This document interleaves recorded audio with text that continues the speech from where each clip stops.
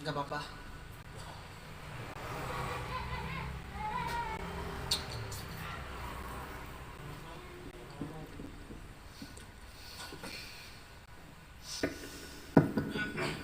Cuy.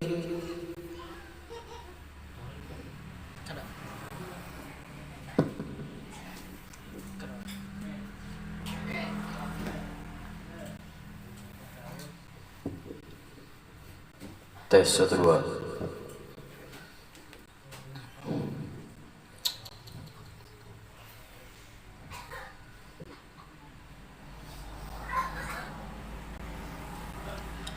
Astaghfirullahaladzim li wa liwalidayya wa li ashabil huquq wajibati alayya wa li jami'il muslimin wal muslimat wal mu'minin wal mu'minat al-ahya'i minhum wa amwat. Astaghfirullahaladzim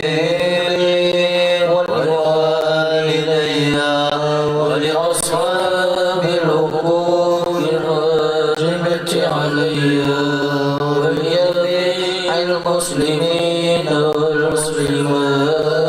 والمؤمنين والمؤمنات الأحياء منهم والأموات. أستغفر الله العظيم لي ولوالدي ولأصحاب الحقوق الواجبة علي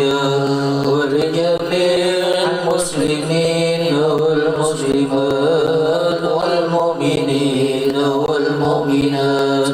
الأحياء منهم والأموات. وقال من كل السوء إلى حضرة سيدنا الرسول سيدنا محمد صلى الله عليه وسلم ثم إلى سيدنا مهاجر الله محمد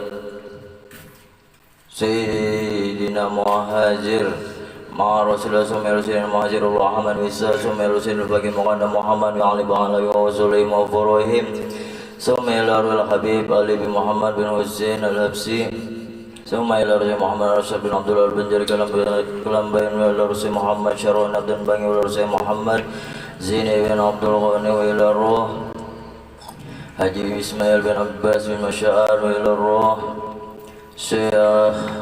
محمد بن أحمد وإلى روح ووالدنا ووالدهم وأمواتنا وأمواتهم وأموات المسلمين أجمعين وإلى حضرة النبي صلى الله عليه وسلم سير الفاتحة. أعوذ بالله من الشيطان الرجيم. بسم الله الرحمن الرحيم. الحمد لله رب العالمين الرحمن الرحيم مالك يوم الدين إياك نعبد وإياك نستعين اهدنا الصراط المستقيم صراط الذين أنعمت عليهم غير المغضوب عليهم ولا الضالين. آمين. فيا أيها الراجون منه شفاعة صلوا عليه وسلموا تسليما. اللهم صل وسلم وبارك عليه وعلى آله. يا أيها المستاقون إلى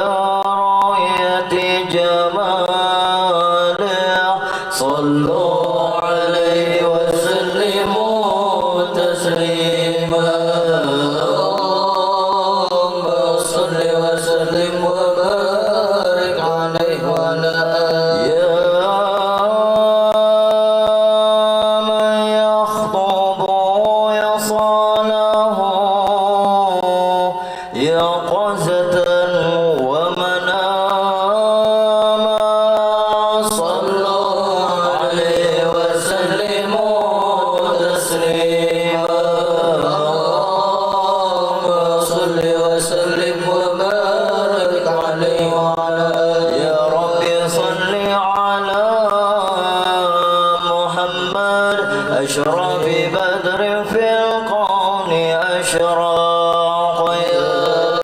ربي صل على محمد يا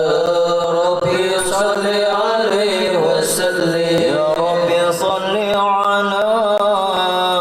محمد أكرم داع يدعو إلى الحق يا ربي صل على محمد يا ربي صل عليه وسلم يا ربي صل على محمد المصطفى صادق المصدق يا ربي صل على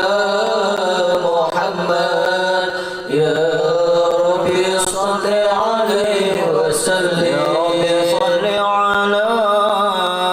محمد أهل الورى باتقا وأصداق يا ربي صل على محمد يا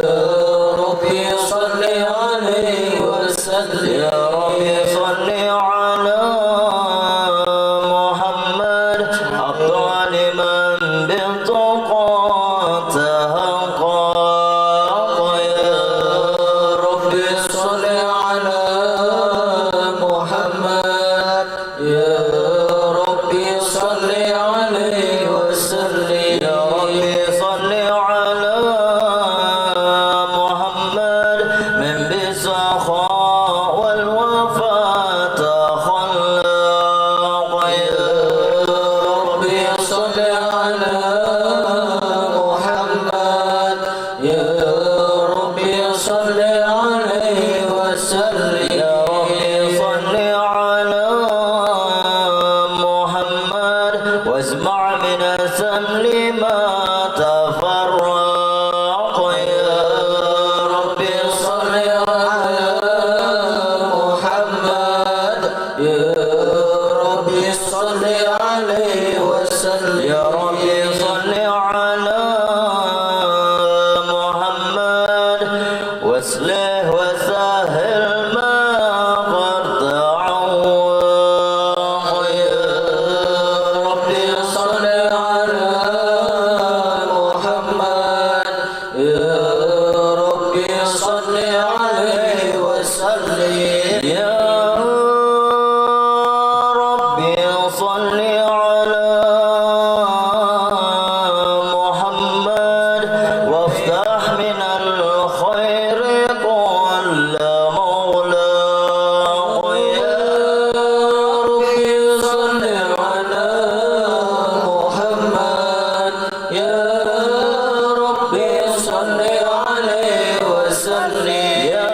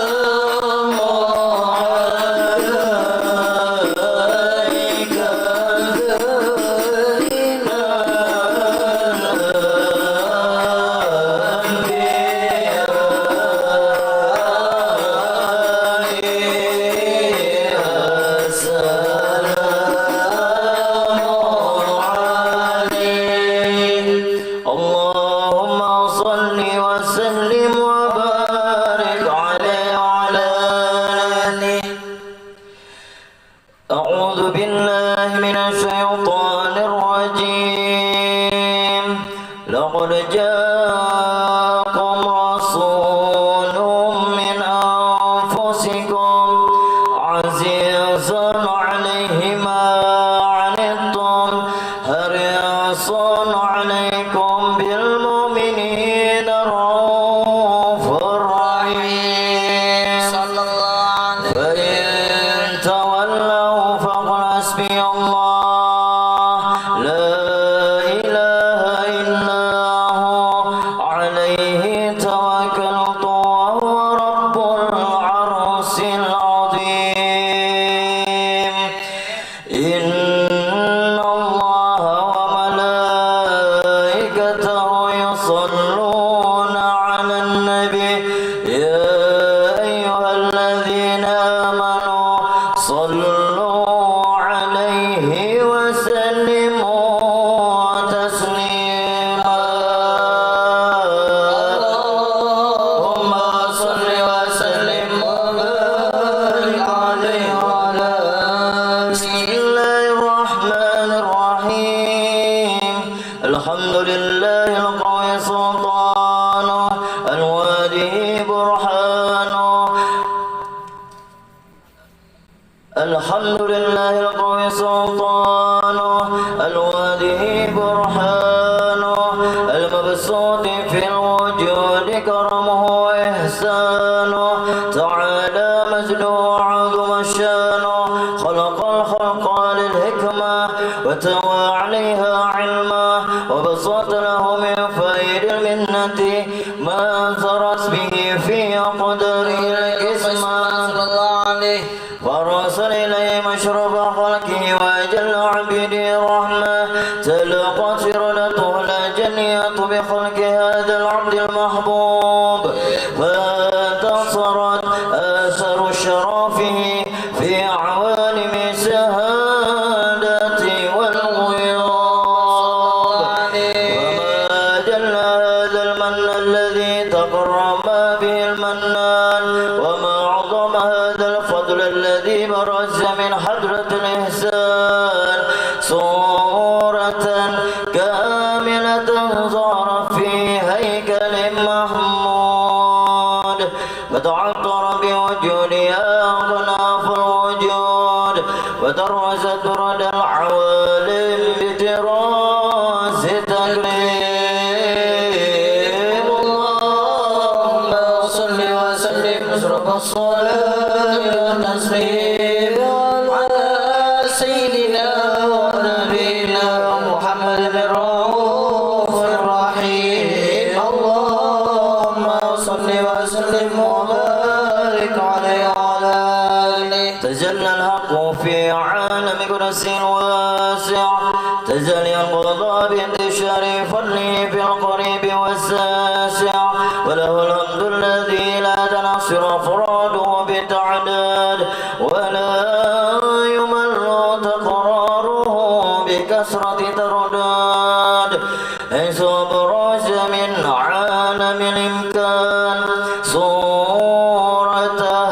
هذا الإنسان يتصرف بوجوده ثقلان وتندثر أسراره في الأكوان وما من سر تحصل به قلب منيب إلا بثوابك فضل الله على هذا الحبيب يا لقلب سروره قد توالى بحبيب عم الأنام نوالا جل من شرف الوجود بنور ومر الكون بهجة وجمالا قد ترقى بالوسط على مقام وتناهى في مجدي وتوالى لاهدت العيون في مسألة بشرا كاملا يزيل الضلالا وهو من فوق علم ما قدرة رفعة في صونه وكمال فسبحان الذي أبرز من حضرة الامتنان ما يعجز عن وصفه اللسان ويحار في تأكل معانيه الجنان انتصر منه في عالم البطون وزور ما ملأ الوجود الخلق نور وتبارك الله من إله كريم بشرتنا آيته في ذكر الحكيم ببشارة لقد جاءكم رسول من أنفسكم عزيز عليه ما عنتم حريص عليكم بالمؤمنين رؤوف رحيم فمن فاتته هذه البشارة وتلقاها بقلب سليم فقد هدي إلى صراط مستقيم اللهم صل وسلم اشرب الصلاة والتسليم على سيدنا ونبينا محمد الرؤوف الرحيم اللهم صل وسلم وبارك عليه وعلى آله صل وسلم وبارك عليه وعلى آله وأشهد أن لا إله إلا الله وحده لا شريك له شهادة تعرف بها اللسان عما تضمنه الجنان من التصديق بها والإذعان تثبت بها في الصدور من الإيمان قواعده وتلوح على أهل اليقين من سر ذلك الإذعان والتصديق شواهده صلوا عليه وأشهد أن سيدنا محمدا العبد الصادق في قوله وفعله والمبلغ لله ما أمره بتبليغه لخلقه من فرده ونفله أبدا أرسله الله للعالمين بشيرا ونذيرا فبلغ الرسالة وأدى الأمانة وهدى الله به من الأمة بشرا كثيرا فكان في ظلمة الجهل المستبصرين سراجا وقمرا منيرا فما أعظمها من منة تقرب الله بها على البشر وما أوسعها من نعمة انتشر سرها في البر والبر صلى الله عليه اللهم صل وسلم بأجل الصلوات وأجمعها وأزكى التحيات وأوسعها على هذا العبد الذي وفى بحق العبودية وبرز فيها في خلعة الكمال وقام بحق الربوبية في مواقع الخدمة لله وأقبل عليه غاية الإقبال صلاة يتصل بها روح المصلي عليه به صلاة يتصل بها روح المصلي عليه به صلاة يتصل بها روح المصلي عليه فينبسط في قلبه نور سر تعلق به وحبه ويكتب بها بعناية الله في حزبه وعلى آله وصحبه الذين ارتقوا صحوة المجد بقربه وتفيعوا دلال الشرف الأصلي بوده وحبه ما أثر الأقوال بنسر ذكراهم نسير اللهم صل وسلم اشرف الصلاة وتسليم على سيدنا ونبينا محمد الرؤوف الرحيم اللهم صل وسلم وبارك عليه وعلى آله حام قلبي يا قلبي عندما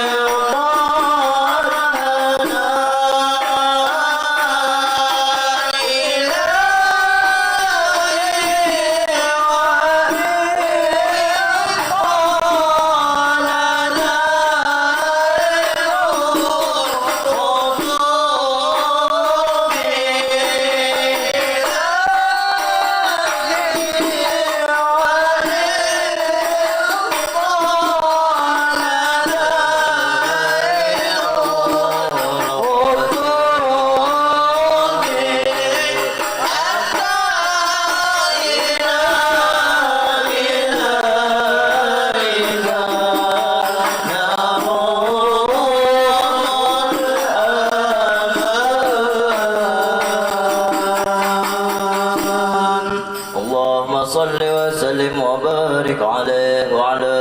آله. أما بعد فلما تعلقت إرادة الله في العلم القديم بظهور أسرار التخصيص للبشر الكريم بتقديم وتكريم نفذت القدرة الباهرة بنعمة الواسعة والمنة الغامرة فانفلقت بينة التصوير في العالم المطلق الكبير عن جمال مشهود بالعين هاوي لوصف الكمال المطلق والحسن التام والسير فتناقل ذلك الجمال الميمون في الأسراب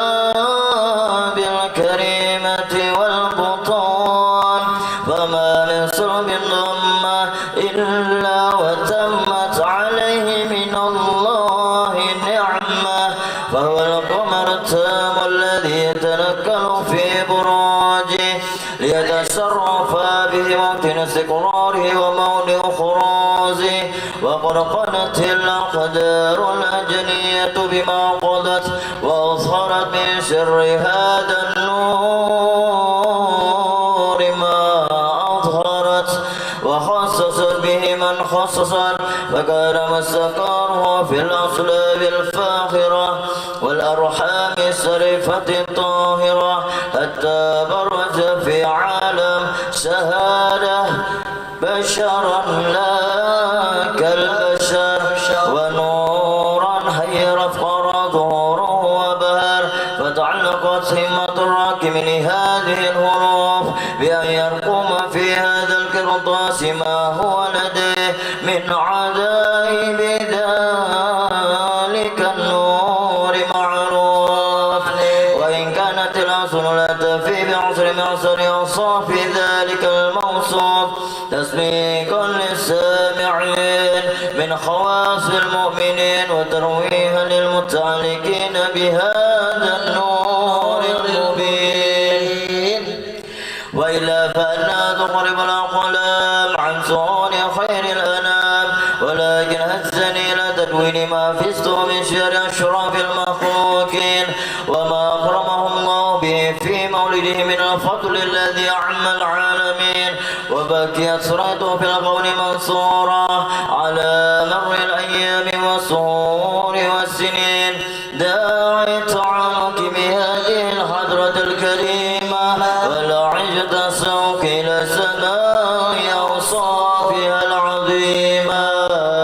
ولعل الله ينفع به المتكلم والسامع ولعل الله ينفع به المتكلم والسامع ولعل الله ينفع به المتكلم والسامع ويدخلان بشفاعة هذا النبي السافع ويدروهان بروح ذلك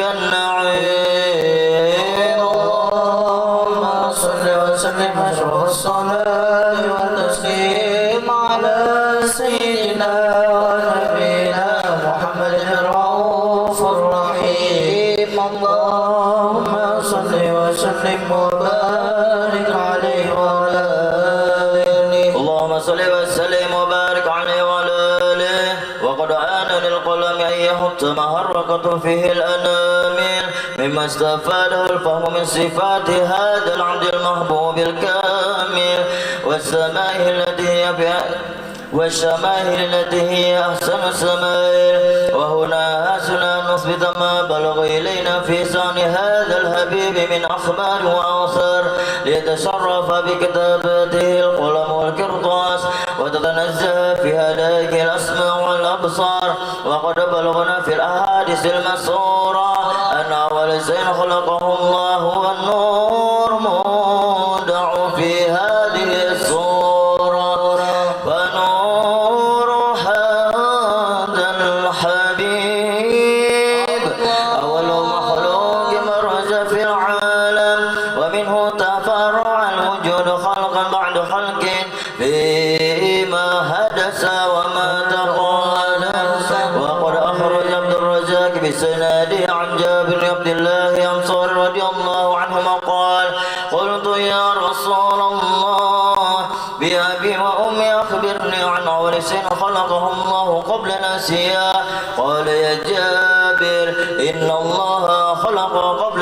الأشياء نور نبيك محمد صلى الله عليه وسلم من نوره. وقد ورد من حديث أبي هريرة رضي الله عنه أنه قال قال رسول الله صلى الله عليه وسلم كنت أول النبيين في الخلق وآخرهم في البعث. وقد تعادت روايات بأنه أول خلق وجودا وأشرفهم مولودا. ولما كانت السعادة الأبدية لها ملخصة خفية اختص من شاءت من البرية بكمال الخصوصية فاستولت هذا النور المبين أصلاب وبطون من شرفته من العالمين. فتنقل هذا النور من صلب آدم ونوح وإبراهيم عليه السلام حتى أوصلته يد العلم القديم إلى من خصصته بتكريم عبده الكريم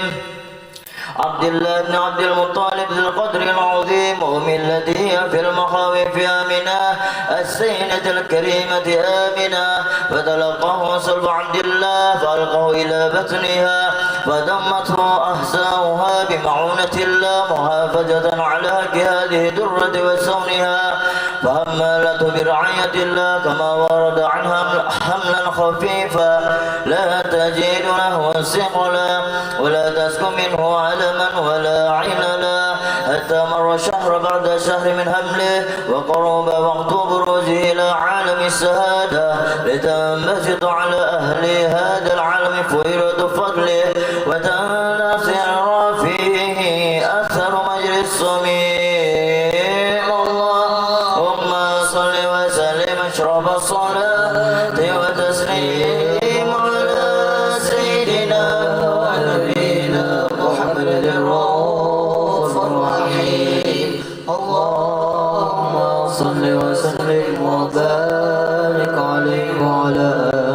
آله.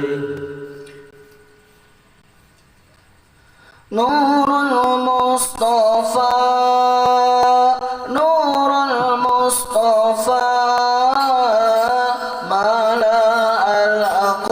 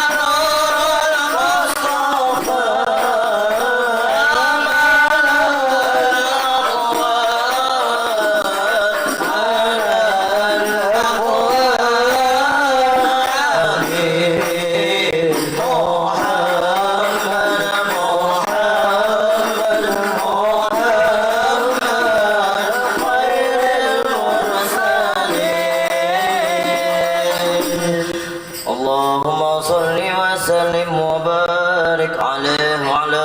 آله.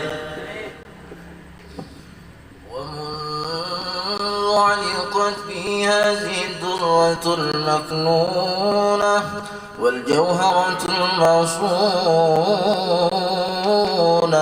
والكون كله يصبح ويمسي في سرور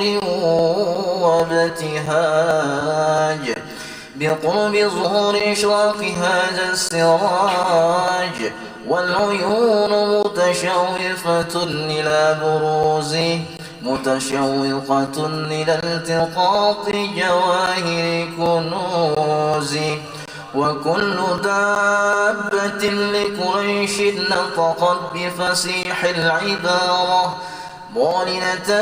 بكمال البشارة، وما من حامل حملت في ذلك العام إلا أتت في حملها بغلام من بركات وسعادة هذا الإمام. ولم تزل الأرض متدمخة بمطر الفرح بملاقاة أشرف البريات وبروزه من عالم الخفاء إلى عالم الظهور بعد تنقله في البطون والظهور. فأظهر الله في الوجود بهجة التكريم وبسط في العالم الكبير مائدة التشريف والتعظيم ببروز هذا البشر الكريم.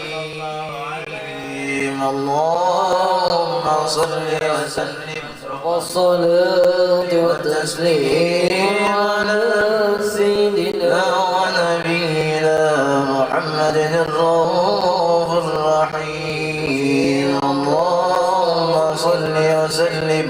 وبارك عليه وعلى آله. فحين قضى وضع هذا الحبيب اللهم صل وسلم عليه أعلنت السماوات والأرض ومن فيهن بالتوحيد، وامطار الجود الإلهي على أهل الوجود تسيج، وألسنة الملائكة بالتبشير للعالمين تعج. الحمد لله ولا إله إلا الله والله أكبر. سبحان الله والحمد لله ولا إله إلا الله الله أكبر. سبحان الله والحمد لله ولا إله إلا الله الله أكبر. والقدرة كشفت غنى هذا المستور ليبرز نوره كاملا في عالم الظهور نورا فاق كل نور. وأنفذ الحق حكمه على من أتم الله عليه النعمة من خواص الأمة أن يحضر عند وضعه أمة تأنيسا لجنابها المسعود ومشاركة لها في هذا السمات الممدود. فحضرت بتوفيق الله السيدة مريم والسيدة آسيا ومعهما من الحور العين من قسم الله له من الشرف بالقسمة الوافية. فأتى الوقت الذي رتب الله على ظهوره وجود هذا المولود، فانفلق صبح الكمال من النور عن أمود، وبرز الحامد المحمود مذلا لله بالتعظيم والسجود. صلى الله على محمد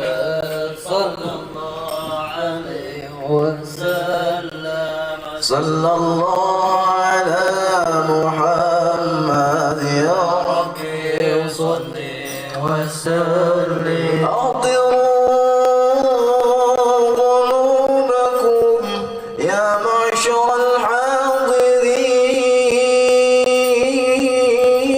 الحاضرين إن فيكم رسول الله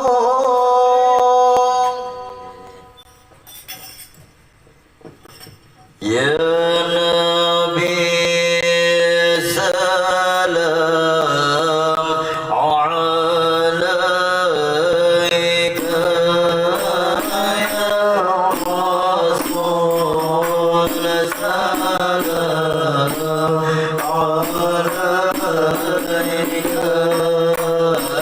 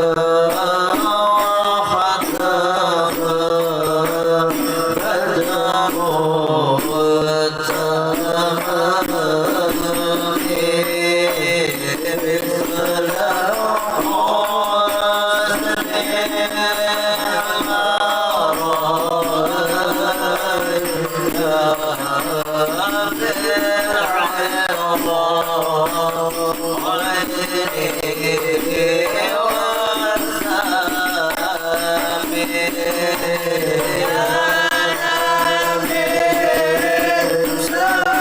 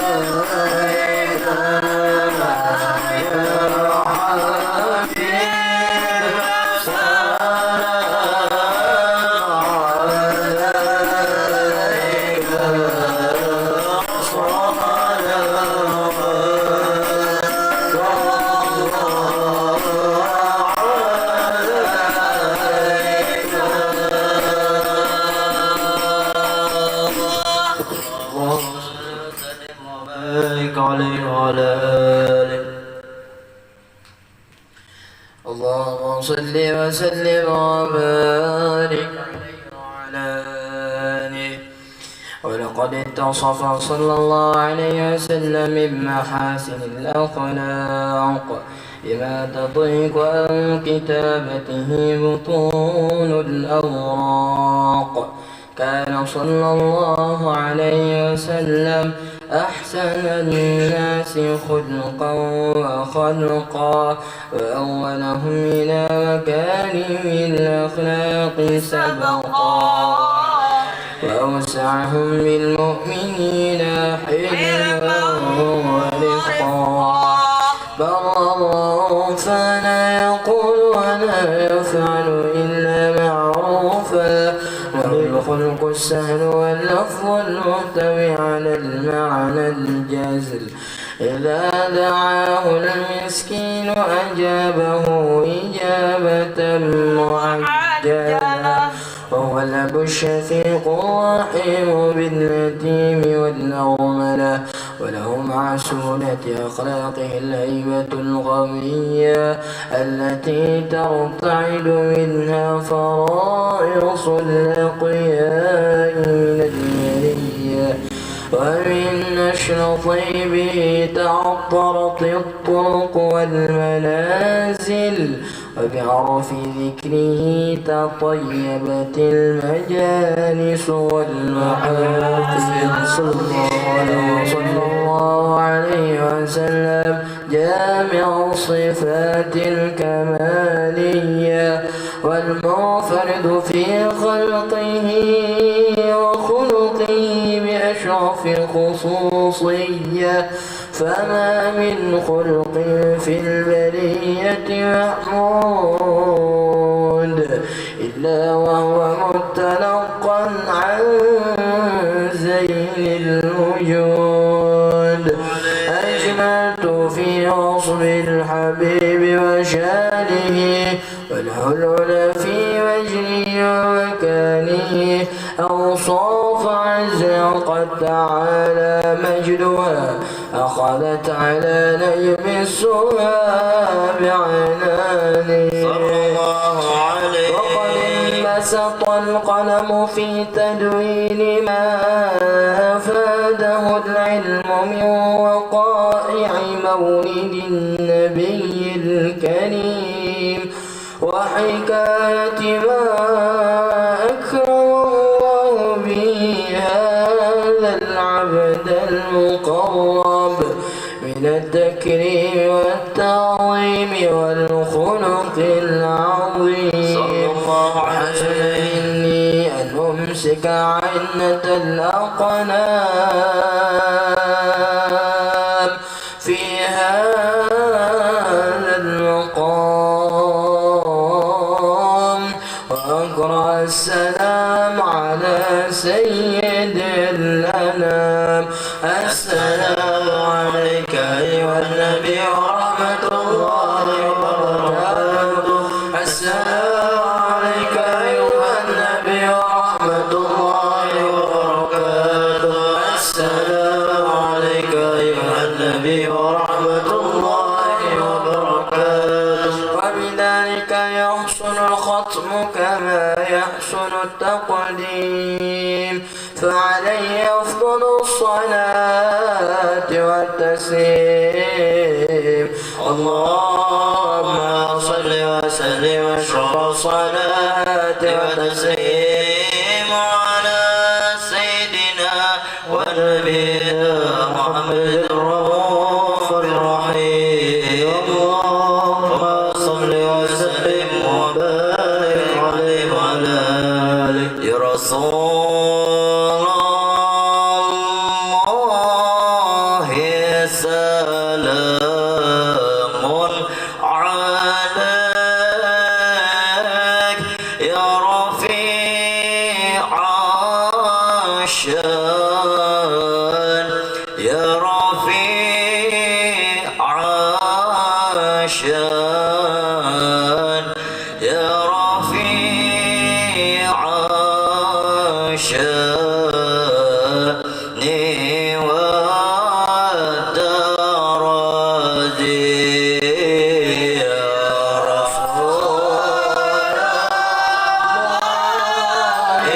سلام عليك يا رفيع الشان، يا رفيع الشان، يا رفيع الشان والدرج. كل بيت أنت ساكنه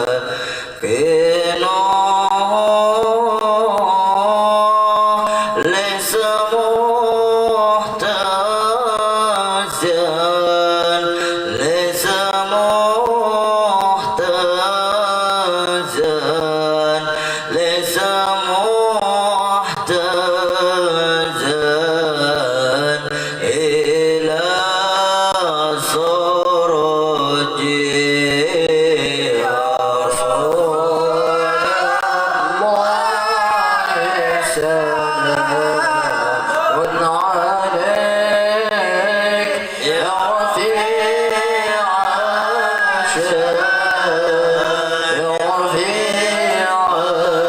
الشان، يا رفيع الشان والدرج. فيها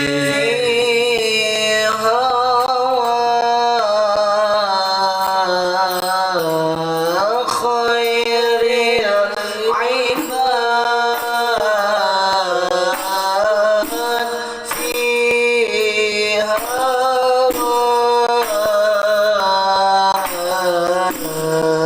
خير عباد سوف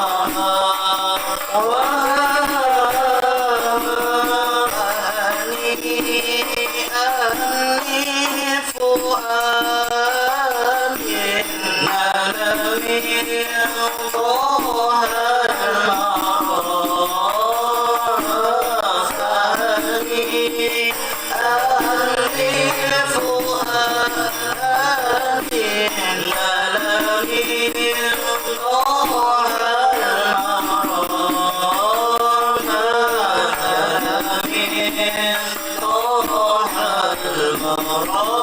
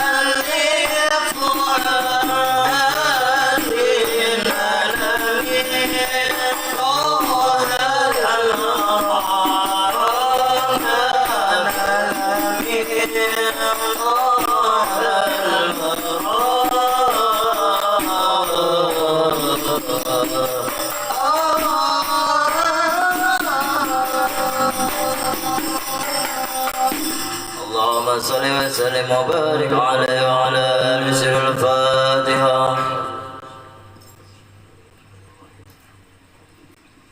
الرحمن الرحيم مالك يوم الدين إياك نعبد وإياك نستعين صراط الذين أنعمت عليهم غير المغضوب عليهم ولا الضالين. بسم الله الرحمن الرحيم الحمد لله رب العالمين والصلاة والسلام على أشرف المرسلين سيدنا ونبينا مولانا محمد وعلى آله وصحبه أجمعين. ولما نظم الفكر من دوار الأوصاف المحمدية عنقودا توجهت إلى الله متوسلا بسيدي وحبيبي محمد صلى الله عليه وسلم أن يجعل سعي فيه مشكورا وفعلي فيه محمودا وجعلت عملي في الأعمال المقبولة وتوجهي في توجهات الخالصة والصلة الموصولة. اللهم يا من إليه تتوجه الآمال فتح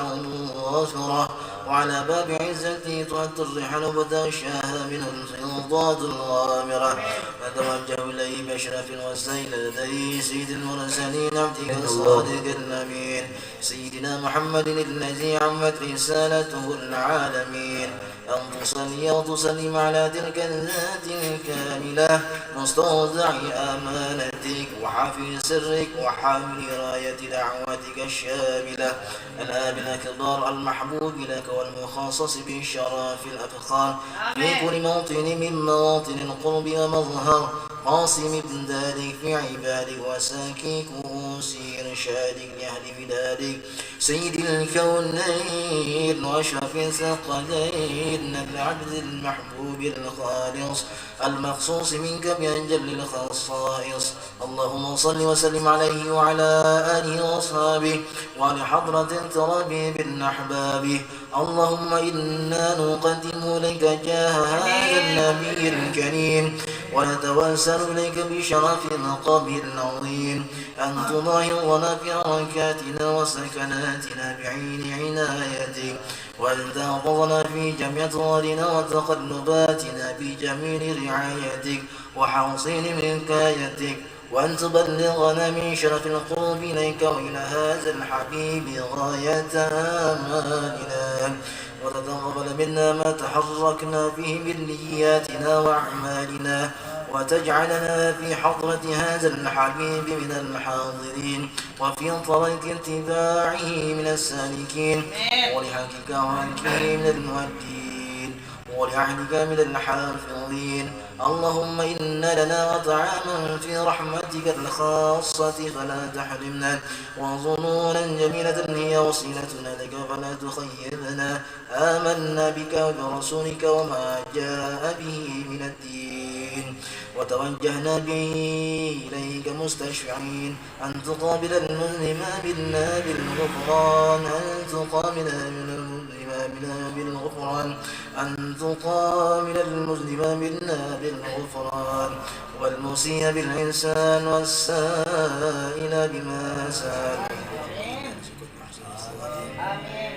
والمؤمن بما أمل وأن تجعلنا ممن نصر هذا الحبيب وآزره وواله وظاهره وعم بركته وشرف وجهته أولادنا ووالدينا وعلى قتلنا وآتينا وجميع المسلمين والمسلمات والمؤمنين والمؤمنات في جميع الجهات وعدم راية الدين القوي في جميع الأقطار منشورة ومعالم الإسلام والإيمان بأهلها معمورة معنا وصورة واشف اللهم كربة المكروبين واغض دين المدينين واغفر للمذنبين وتقبل توبة التائبين وانشر رحمتك على عبادك المؤمنين أجمعين وفي شر المعتدين والوادمين وبسط العدل بولاة الحق في جميع النواحي والأقطار وأيدهم بتأييد من عندك ونصر على المعاندين من المنافقين والكفار واجعلنا يا رب في الحسن الحصين من جميع البلايا واجعلنا يا رب في الحسن الحصين من جميع البلايا واجعلنا يا رب في الحسن الحصين من جميع البلايا وبالحرز المكين من الذنوب والخطايا وعدلنا في العمل بطاعتك وصدق في خدمتك القائمين وإذا توفيتنا فتوفنا مسلمين مؤمنين واختم لنا منك بخير أجمعين وصل وسلم على هذا الحبيب المحبوب للأجسام والأرواح والقلوب وعلى آله وصحبه ومن إليه منسوب وآخر دعوانا الحمد لله رب العالمين سبحان ربك رب العزة عما يصفون وسلام على المرسلين والحمد لله رب العالمين. بسم الله الرحمن الرحيم قل هو الله أحد الله الصمد لم يلد ولم يولد ولم يكن له كفوا أحد بسم الله الرحمن الرحيم قل هو الله أحد الله الصمد لم يلد ولم يولد ولم يكن له كفوا أحد بسم الله الرحمن الرحيم قل هو الله أحد الله الصمد لم يلد ولم يولد ولم يكن له كفوا أحد لا إله إلا الله الله أكبر أكبر بسم الله الرحمن الرحيم قل أعوذ برب الفلق من شر ما خلق ومن شر الغاسق إذا وقب ومن شر النفاثات في العقد ومن شر حاسد إذا حسد لا إله إلا الله والله أكبر بسم الله الرحمن الرحيم قل أعوذ برب الناس ملك الناس إله الناس من شر الوسواس الخناس الذي يوسوس في صدور الناس من الجنة والناس لا إله إلا الله والله أكبر ولله الحمد بسم الله الرحمن الرحيم الحمد لله رب العالمين الرحمن الرحيم مالك يوم الدين إياك نعبد وإياك نستعين اهدنا الصراط المستقيم صراط الذين أنعمت عليهم غير المغضوب عليهم ولا الضالين آمين. Berapa jalan? Abdul Wazir fa'lam annahu la ilaha illallah la ilaha illallah la ilaha illallah Sayyidina Muhammad Rasulullah la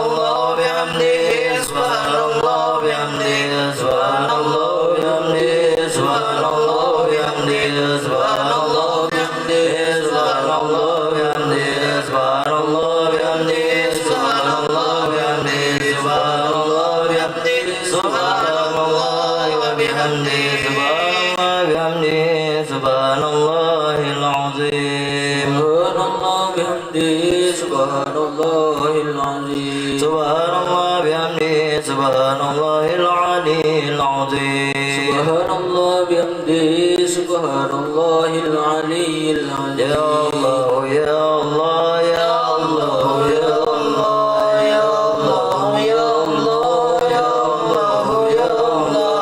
يا الله يا الله يا الله يا الله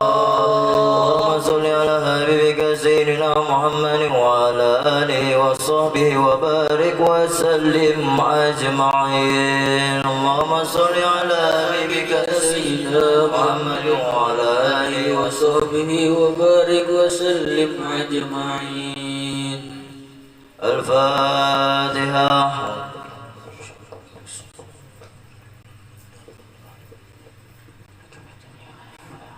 إياك نستعين اهدنا الصراط المستقيم صراط الذين أنعمت عليهم آمين. بسم الله الرحمن الرحيم الحمد لله رب العالمين والصلاة والسلام على أشرف المرسلين سيدنا ونبينا مولانا محمد وعلى آله وصحبه أجمعين. اللهم إنا نسألك أن تصيبنا على كراتنا هذه وغيرها صوبا أجرا وأجرا منك عظيما وأن تتقبلها منا بفضلك وإحسانك قبولا حسنا جميلا جليلا ونسألك اللهم أن تجعلها منا هدية توصلها إلى حضرة سيدنا ونبينا محمد صلى الله عليه وسلم زيادة في شرفه وكرامه ثم سأل بذلك إلى أرواح آبائه وإخوانه من الأنبياء والمرسلين صلوات الله وسلامه عليه وعليهم أجمعين وعلى آله كل والصحابة والقرابة والتابعين وتابع التابعين وتابعهم بإحسان إلى يوم الدين ثم سأل بذلك إلى أرواح أربعة الأئمة المجتهدين والمقلدين في الدين والعلماء العاملين والفقهاء والمحدثين والقراء والمفسرين والسادة الصوفية المحققين وتابعهم بإحسان إلى يوم الدين ثم سأل بذلك إلى أرواح مشايخنا ووالدينا وجدادنا وجداتنا وإخواننا وأخواتنا وقرابتنا وجيراننا ولجميع المؤمنين والمؤمنات والمسلمين والمسلمات الأحياء منهم والأموات اللهم اغفر لهم وارحمهم وعافهم واعف عنهم اللهم اجعل قبورهم روضة من رياض الجنة ولا تجعل قبورهم حفرة من حفر النار اللهم إن كانوا محسنين فزد بإحسانهم وإن كانوا مسيئين فتجاوز عن سيئاتهم اللهم انزل الرحمة والنعمة والمغفرة والشفاعة للقبول برحمتك يا أرحم الراحمين ربنا آتنا في الدنيا حسنة وفي الآخرة حسنة وقنا عذاب النار وادخلنا الجنة مع الأبرار يا عزيز يا غفار يا رب العالمين وصلى الله على سيدنا محمد النبي الأمي وعلى آله وصحبه وسلم بفضل سبحان ربك رب العزة عما يصفون وسلام على المرسلين والحمد لله رب العالمين. تقبل الله منكم منا ومنكم تقبل يا كريم.